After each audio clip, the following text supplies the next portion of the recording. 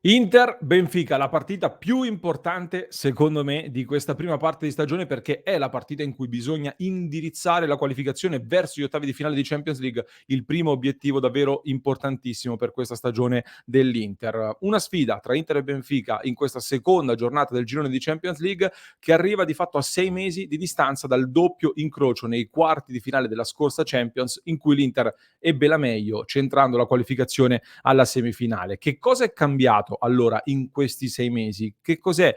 Com'è questo nuovo Benfica versione 2023-2024 e di riflesso che cosa dobbiamo aspettarci? Che partita sarà quella tra Inter e Benfica? Ne parliamo in questo episodio di oggi con il nostro format di presentazione delle partite più importanti, sempre molto richiesto dalla community di Passione Inter, che però ci ha richiesto di portare una novità che introduciamo oggi, ovvero andiamo a sintetizzare alcuni passaggi concentrandoci sugli elementi più importanti per prepararsi a questa partita. E allora, ben ritrovati amiche ed amici passione interisti, vi chiedo subito di lasciare un mi piace per farci capire che apprezzate il contenuto e vi invito ad iscrivervi al canale, clic sul tasto iscriviti se non lo avete ancora fatto, così non vi perdete la nostra live reaction di Inter Benfica e tutti i contenuti, gli approfondimenti che portiamo ogni giorno. Andiamo dritti allora sull'analisi di Inter Benfica e vi dico subito che secondo me la più grande differenza rispetto ai quarti di finale di 6 mesi fa appunto risiede nel fatto che il Benfica arriva a questa partita in un momento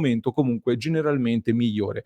Mi riferisco al fatto che vi ricordo, se avete seguito il nostro contenuto l'altra volta, vi dicevo il Benfica arrivava alla gara con l'Inter dopo la sconfitta contro il Porto, una sconfitta che secondo me aveva incrinato alcune certezze, avevo fatto il parallelo del Sassolino sul Parabrezza che fa quel piccolo danno e, come dicevo, quindi ha incrinato delle certezze. Quest'anno il Benfica è partito con una sconfitta in campionato alla prima giornata a metà agosto, dopodiché sono arrivate 6 vittorie consecutive, di cui l'ultima importantissima proprio contro il Porto lo scorso weekend, in una gara che è stata ci sono state tantissime polemiche arbitrali, è stata anche una battaglia, speriamo quindi abbia portato via delle energie fisiche e mentali alla squadra di Schmidt. Quindi è un momento sicuramente differente in cui affrontiamo il Benfica, detto che però questa squadra, il Benfica, ha perso nella prima giornata del girone di Champions in casa contro il Salisburgo, squadra molto ordinata di cui poi parleremo. Un risultato secondo me anche un pochino ingiusto, un pochino bugiardo per quello che si è visto in campo, dove il Benfica tra l'altro era partito con qualche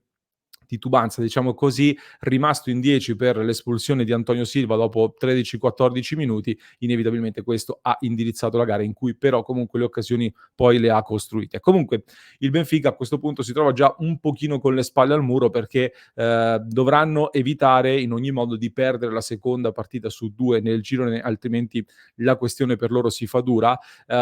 Bisogna vedere ovviamente anche che succede tra Salisburgo e Real Sociedad, però partire con 2 sconfitte su 2 non è proprio delle migliori partenze, soprattutto se consideriamo che il Benfica è testa di serie in questo girone, avendo vinto il campionato portoghese, e non sarebbe veramente una grande partenza. Comunque, come accennavo, al di là del momento, il Benfica stesso è cambiato in estate, anche se non in maniera clamorosa. L'allenatore, come dicevo, è sempre Roger Schmidt e le principali novità, secondo me, si riscontrano dalla metà campo in su. Non c'è più Gonzalo Ramos, c'è però Musa come prima punta che lo ricorderete probabilmente ha segnato anche nel 3-3 del ritorno dei quarti di finale a San Siro, abbastanza forte fisicamente, bravo nei movimenti per favorire gli inserimenti dei trequartisti. In alternativa c'è anche Artur Cabral quest'anno che arriva dalla Fiorentina e lo conosciamo già un pochino di più, non sono dei veri e propri cannonieri da tantissimi gol, sono dei giocatori utili alla manovra e comunque a cui prestare attenzione in area di rigore.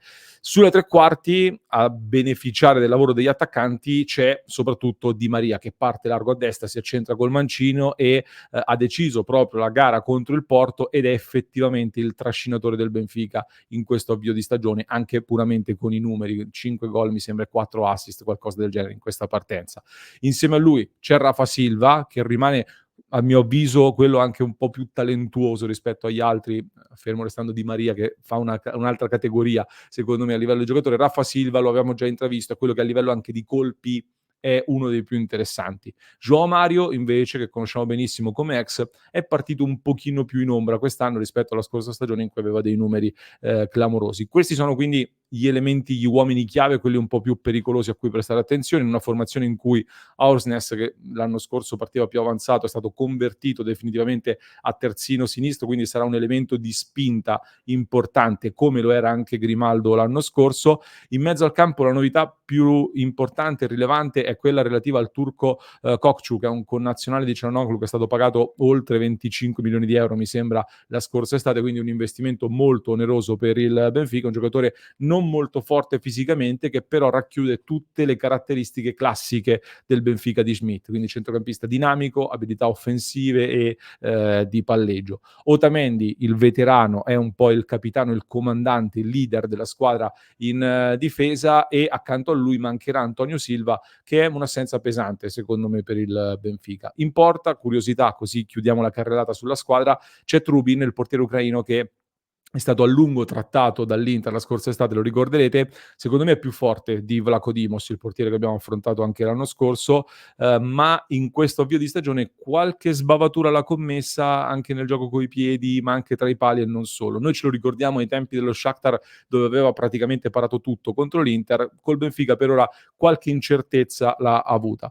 Questo per quanto riguarda i singoli. Spostiamoci adesso al gioco invece, dove le caratteristiche di questo Benfica comunque generalmente rimangono più o meno le stesse. La mentalità è principalmente offensiva, una squadra portata ad una grande produzione offensiva, è una delle squadre più offensive, la più offensiva in assoluto, anzi in Portogallo, quindi una squadra portata ad attaccare con diversi uomini, un gioco corale, ben coordinato, con tanti giocatori che sanno trattare bene la palla, dove però viene lasciato anche ampio spazio alle giocate dei singoli, soprattutto quando ad avere il pallone sono i Rafa Silva o i Di Maria.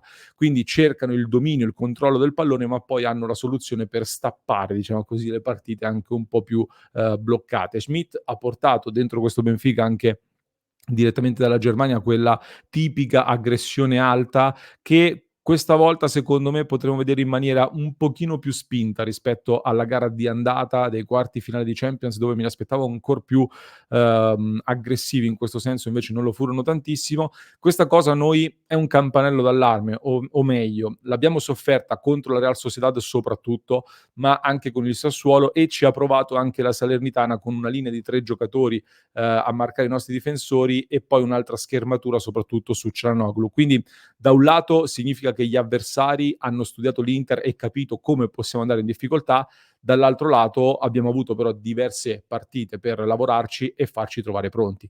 Ma come? Questa è la domanda. Innanzitutto migliorando la precisione e la velocità nella costruzione dal basso, e soprattutto le scelte. Serve un gran Çalhanoğlu, e ovviamente servono anche delle alternative di costruzione nel caso in cui Çalhanoğlu dovesse essere bloccato o non dovesse fare una grandissima partita. In questo senso mi aspetto quindi la conferma di Pavard a destra, assolutamente, almeno secondo me, e il ritorno di Bastoni a sinistra, sperando che sia in forma dopo qualche partita un po' così. Perché questo? Comunque perché con due braccetti che sanno giocare il pallone, e lo fanno secondo me in due maniere differenti, diventi ovviamente più imprevedibile. Credo che proprio i terzi di difesa saranno elementi chiave in questa gara. Perché dico questo? Perché penso ai punti deboli del Benfica, e ci concentriamo da questo lato. Il primo è che tendenzialmente è una squadra assolutamente da rispettare, lo ribadisco, lo sottolineo, ma credo che l'Inter, soprattutto in casa, come valori sia superiore. Quindi penso anche alla loro difesa e a come stanno giocando Lautaro e Thuram insieme. Sono fiducioso sul fatto che l'Inter possa e debba vincere questa partita. Un altro punto debole lo vedo dal punto di vista fisico, nel senso che noi non abbiamo, l'Inter non è una squadra clamorosamente muscolare e che domina fisicamente gli avversari, però se la partita dovesse scivolare sul piano della battaglia probabilmente abbiamo qualcosa in più. Terza cosa, hanno qualche difficoltà nelle transizioni, ma soprattutto sono attaccabili a partire dalle fasce, soprattutto se l'Inter sarà brava, come spesso lo è, a cambiare campo in rapidità e con qualità. Nell'analisi tattica dei quarti di finale di Champions, se vi ricordate, vi dicevo che una delle chiavi per far male al Benfica poteva essere proprio Bastoni che si sgancia e pesca l'inserimento di Barella in area di rigore, e così è arrivato infatti il gol che ha sbloccato e indirizzato la qualificazione.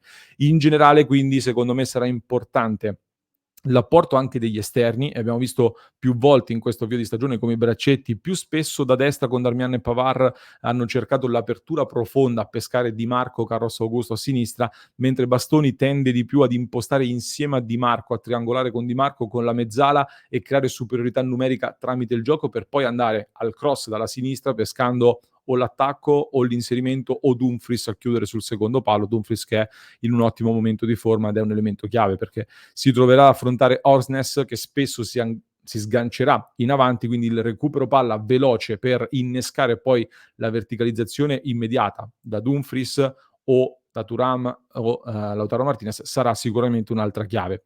Ovviamente il Benfica ci ha studiati, farà attenzione a tutti questi fattori, però io credo che l'Inter potrà comunque imporsi sui suoi punti più forti e penso che potrà interpretare la gara con qualche similitudine rispetto a quello che abbiamo visto nel derby di campionato, quello del 5-1. Quindi soprattutto nel modo in cui presterà attenzione alla zona centrale del campo, agli inserimenti dei tanti giocatori mobili, ma in particolar modo nel modo in cui Thuram e Lautaro si muoveranno per attrarre i difensori lontano dalla loro area di rigore e favorire poi gli inserimenti. A tal proposito mi dispiace molto per l'assenza di Frattesi che non recupera, ma sarebbe stato molto utile.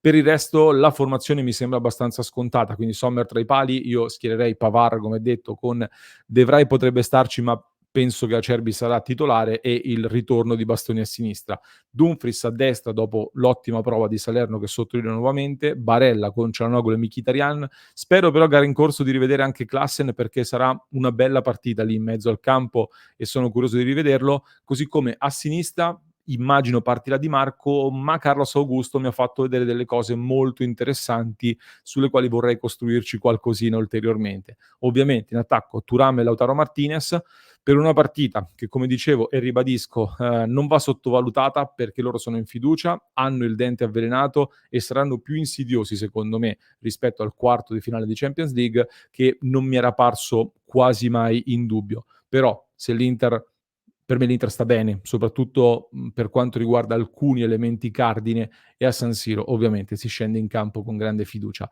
Fatemi sapere che ne pensate voi, che tipo di partita vi aspettate voi, voglio sapere le vostre sensazioni in vista di questa gara, l'aspetto, nei commenti ovviamente. Vi invito a fare un salto su passioninter.club per vivere la gara insieme a noi, per sostenere il nostro progetto www.passioninter.club e vi lascio in descrizione, per chi ci ascolta in podcast, un altro approfondimento da non perdere, link in descrizione. Per chi ci segue da YouTube invece vi basta cliccare qui.